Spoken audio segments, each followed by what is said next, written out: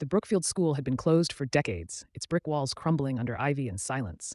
Yet students whispered of one place darker than the rest, the old chemistry lab. The door creaked open with the smell of dust and something sharper, like burnt metal. Rows of cracked beakers and rusted Bunsen burners stood untouched, as if waiting for a class that never came. A blackboard still bore the faint outline of formulas, half-erased equations that seemed to rearrange themselves when no one was looking.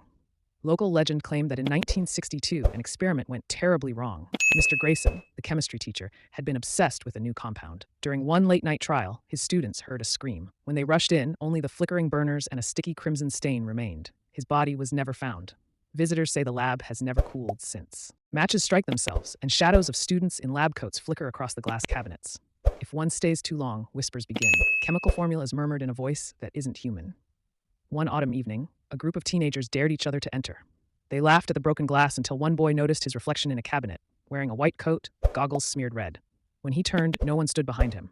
Suddenly, the burners hissed to life, flames leaping high. The blackboard scratched out a single phrase by itself. "Finish the experiment."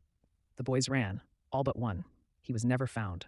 Only his notebook remained, pages filled with equations he swore he never wrote, symbols that no chemist alive could understand. And still in the silence of Brookfield, the chemistry lab waits, humming with unfinished work.